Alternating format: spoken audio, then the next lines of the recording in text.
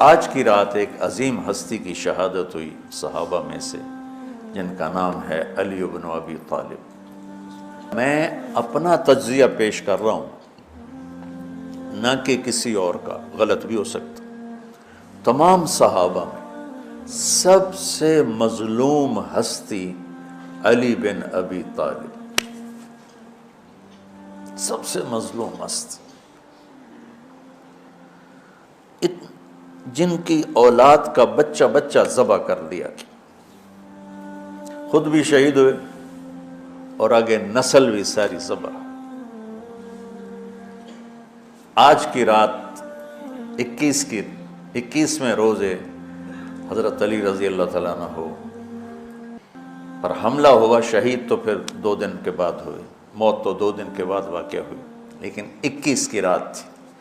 علی بن ابی طالب بن عبد المطلب بن ہاشم بن عبد مناف بن قصی بن کلاب بن مرہ بن کعب بن لوی بن غالب بن فہر بن مالک بن نضر بن کنانہ بن خزیمہ بن مدرکہ بن الیاس بن مدر بن نزار بن معد بن عدنان بن عود بن حمیسہ بن سلامان بن عوس بن بوز بن قموال بن ابی بن عوام بن ناشد بن حذا بن بلداس بن یدلاف بن طابخ بن جاحم بن ناحش بن ماخی بن عیفی بن عبقر بن عبید بن الدعاء بن حمدان بن سنبر بن یثربی بن یحزن بن یلحن بن انعوا بعیزی بن زیشان بن عیسر بن اقناد بن ایہام بن مقصر بن ناحث بن زارع بن سمی بن مزی بن عود بن عرام بن قیدار بن اسماعیل بن ابراہیم بن آذر بن ناحور بن سروج بن رعو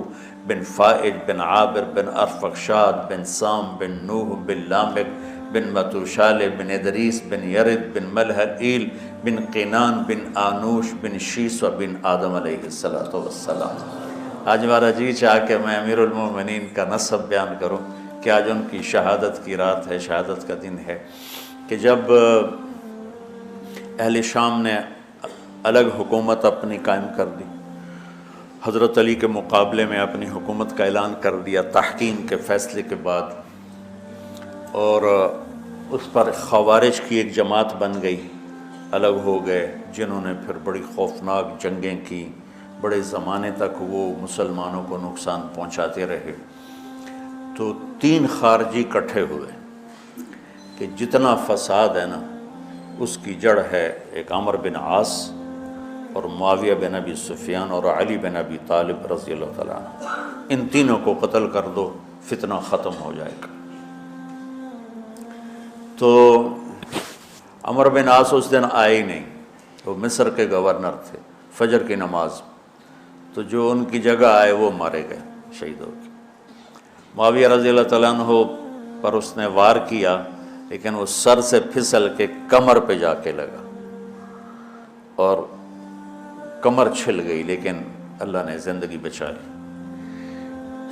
تو عبد الرحمن بن ملجم جس نے حضرت علی کو شہید کیا، یہ آیا ہوا تھا کوفے میں، تو لوگوں نے کہا امیر المومنین یہ اس کے ارادے اچھے نہیں نظر آتے، تو اس کو ہم پکڑ نہ لیں۔ فرمان لگے تو مجھے پھر اللہ کی ملاقات کیسے ملے گی؟ میں تو تم میں نہیں رہنا چاہتا، میں تو اللہ سے ملنا چاہتا۔ حضرت علی کے ساتھیوں نے بڑی بے وفائی کی، بڑی بے وفائی کی، اس لیے میں کہہ رہا ہوں مظلوم ترین ہستی۔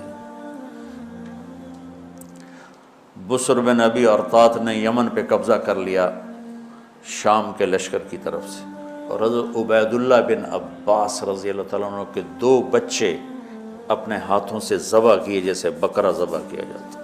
آل رسول کے 2 بچوں کو میں صنعاء میں اس مسجد میں گیا، وہیں ان کی قبریں موجود ہیں۔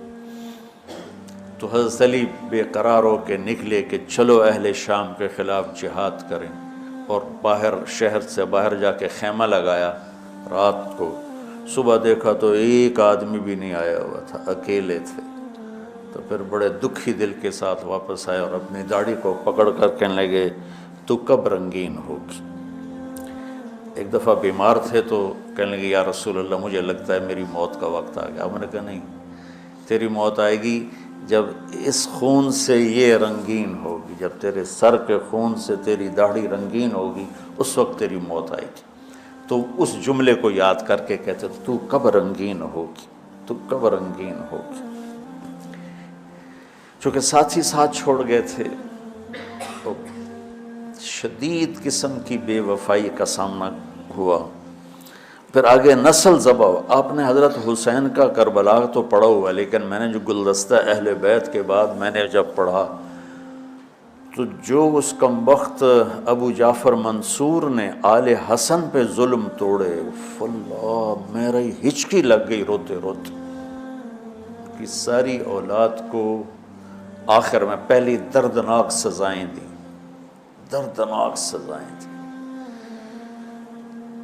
اور پھر ان سب کو ایک کمرے میں بند کر کے چاروں طرف سے کمرہ ٹائٹ کر دیا، ہوا بند کر دی، گھٹ کے سارے شہید ہو گئے، اس کے تڑپ تڑپ کے سب اس میں شہید ہو گئے۔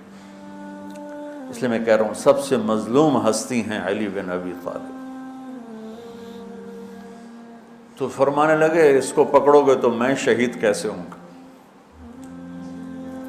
پھر ایک دن دیکھا کہ لوگ گھر گوار پہرا دے رہے تھے۔ آپ نے کہا کیا کر رہے ہو؟ کہا جی وہ آپ کا خطرہ ہے، پہرا دے رہے ہیں۔ کہنے لگے کس سے دے رہے ہو؟ زمین والوں سے، آسمان والوں سے؟ وہ کہنے لگے جی آسمان والوں سے کون دے سکتا، زمین والوں سے پہرا دینے کا۔ بیٹا جا کے سو جاؤ، آسمان والا فیصلہ کرتا ہے تو زمینی پہرے کام نہیں آتے، جاؤ، اور فیصلے آسمان سے اترتے ہیں، زمین پہ نہیں اترتے۔ تو 21 رمضان کو فجر کی نماز میں اس نے آ کے جو وار وہ سیدھا سر پہ لگا تو سر پھٹ گیا، تلوار دماغ میں چلی گئی، شور مچ گیا، پکڑا گیا۔ اب دیکھنا حضرت علی کے اخلاق، لوگ اکٹھے ہو گئے۔ حضرت زینب کو پتہ چلا تو وہ بھاگی بھاگی آئیں اور رونے لگی، واہ ابتا واہ ابتا۔ تو وہ کہنے لگا، وہ لوگ کو پٹی پٹی باندھنے لگے تو وہ کہنے لگا ابن ملجم جتنی مرضی پٹیاں باندھ لو، اب یہ مر کے ہی رہے گا، اس تلوار کو 1 مہینہ زہر میں ڈبو کے رکھا ہے پھر وار کیا ہے۔ تو اس پر تو بڑے سے بڑے حلیم کو غصہ آ جانا چاہیے، وہیں اس کا قیمہ ہو جاتا۔ اور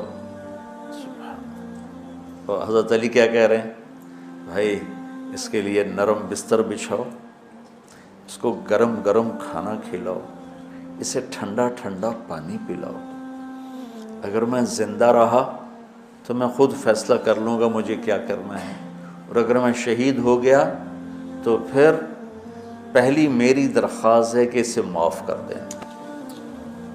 یہ بتانا چاہتا تھا، اسے معاف کر دیں، اور اگر اسے میرے بدلے میں قتل کرنا چاہو تو پھر اس کو تکلیف نہ دینا، بس ایک ہی وار سے اس کی گردن اڑا دینا، اسے تکلیف نہ دینا۔ اللہ، آپ پڑھیں گے نا صحابہ کی سیرت تو سب سے زیادہ فضائل حضرت علی کے، سب سے زیادہ مقام اور مرتبہ تو ویسی جیسے خلفائے راشدین۔ سارے صحابہ اللہ کے ہاں مغفور محبوب، ان میں سے 10 مقرب ترین ابو بکر، عمر، عثمان، علی، طلحہ، زبیر، سعد، سعید، ابو عبیدہ بن جراح اور عبد الرحمن بن عوف۔ پھر ان 10 میں سے 4 محبوب ترین جو خلفاء بنے، پھر جیسے ان کی خلافت کی درجہ بندی ہوئی ایسے ان کے مقام اور مرتبے کی درجہ بندی ہوئی، لیکن فضائل سب سے زیادہ حضرت علی کے ملتے ہیں۔ اور یہ ایک فضیلت جو حضرت علی کو اللہ کے نبی نے سنائی، ہاتھ پکڑ کر یوں اپنے سینے کے قریب لگا کے فرمایا، اترضی ان یکون منزلک مقابل منزلی فی الجنہ، علی تو راضی ہے جنت میں تیرا گھر میرے گھر کے سامنے ہوگا۔ تو حضرت علی رونے لگے کہ نہیں حضرت میں راضی، میں راضی۔ تو آج کی رات اس ہستی کی شہادت ہے، فجر کی نماز میں ان کا انتقال ہوا، جن کو میرے نبی نے ابو تراب کا لقب دیا کہ تو میرے لیے ایسے جیسے موسیٰ کے لیے ہارون ہے، تیرا گھر جنت میں میرے گھر کے سامنے ہو۔ پھر آپ نے اپنی بیٹی فاطمہ سے کہا فاطمہ تو میں یہ دونوں حسن حسین اور یہ جو سویا ہوا ہے، حضرت علی جاگے نہیں، وہ سوئے ہوئے تھے، یہ جو سویا ہوا ہے ہم پانچوں آخرت میں ایک ہی جگہ پر ہوں گے، اکٹھے ہوں گے۔ تو یہ بڑے درجے کے صحابہ میں، اور اللہ کی قدرت ہے کہ اللہ نے کسی خالص ہاشمی کو حکومت نہیں دی، کامیاب نہیں ہونے تھی۔ بنو عباس بھی اہل بیت ہیں لیکن ذرا دور سے، ان کے 35 حکمران آئے، 35 میں سوائے ایک کے سب کی مائیں ہاشمی نہیں تھی۔ پہلے ہاشمی خلیفہ بنے حضرت علی، والد کی طرف سے بھی والدہ کی طرف سے، اور وہ کہتے تھے تو کب رنگین ہوگی، اور موت مانگتے مانگتے یہاں تک کہ شہید ہو کے چلے گئے اور دکھوں بھری زندگی گزاری۔ وَلَقَدْ رَأَيْتُهُ فِي بَعْضِ مَوَاقِفِهِ وَقَدْ أَرْخَى اللَّيْلُ سُدُولَهُ وَغَارَ النَّجُومُهُ وَهُوَ قَائِمٌ يُصَلِّي فِي الْمِحْرَابِ قابضاً على لحيته يتململ تململ السليم ويبكي بكاء الحزين ويقول للدنيا إلي تغررت وإلي تشوقت وإلي تزينت وإلي تشوفت من قلة الزاد وبعد السفر ووحشة الطريق آيتها الدنيا غري غيري قد بتتك الثلاث عمرك قصير ومجلسك حقير وخطرك يسير من قلة الزاد وبعد السفر ووحشة الطريق۔ یہ درد بھری فریاد ان کی روز ہوتی تھی رات کو، ایسے تڑپتے تھے جیسے سانپ کا ڈسا تڑپتا ہے، اور ایسے روتے تھے جیسے دکھوں کا مارا روتا ہے۔ شہید ہو گئے۔ حضرت حسن کو حکومت ملی، ہاشمی کے بیٹے، ہاشمیہ کے بیٹے 6 مہینے بعد چھوڑ کے دستبردار ہو گئے۔ پھر بنو عباس کے 35 خلفاء میں امین کو حکومت ملی۔ امین کی ماں بھی ہاشمی تھی، باپ بھی ہاشمی، ہارون باپ اور زبیدہ ماں۔ زبیدہ ہاشمیہ تھی اور ہارون ہاشمی تھا۔ مامون اس کا بھائی باندی کا بیٹا تھا، امین زبیدہ کا بیٹا تھا، اور ہارون نے زبیدہ کے پریشر میں وصیت نامہ امین کے لیے لکھوایا، اور بعد میں مامون، کہ پہلے خلیفہ امین ہوگا، امین کے بعد مامون ہوگا۔ امین کو 2 سال کے بعد مامون نے قتل کروا دی اور حکومت پہ قبضہ کر لی۔ کسی خالص ہاشمی کی حکومت نہیں چلی، اور امام حسن نے حضرت امام حسین کو بلا کے فرمایا کہ میرے بھائی ایک وصیت کرتا ہوں جب انتقال کا وقت، کہ میں نے دیکھ لیا ہے اللہ نے ہمیں نبوت دی ہے، ہمیں حکومت نہیں دے گا۔ حضرت حسن کو اللہ نے اللہ کے نبی والی فراست دی تھی۔ امام حسن اس فراست کے مالک تھے جو اللہ کے نبی کو اللہ نے دی تھی، وہاں سے حصہ ملا تھا فراست کا۔ عجب عجب باتیں فرمائیں۔ جب حضرت علی نے مدینہ چھوڑنے کا ارادہ کیا، ابا جان مدینہ نہ چھوڑو، مدینہ نہ چھوڑو، آپ اکیلے ہو جاؤ گے، آپ تنہا ہو جاؤ گے، مدینہ نہ چھوڑو۔ تو امین کو مامون نے قتل کروا دیا، اور پھر اس نے خود 20 سال حکومت کی۔ تو اللہ تعالیٰ نے اہل بیت کو حکومت سے گندہ ہی نہیں ہونے دیا۔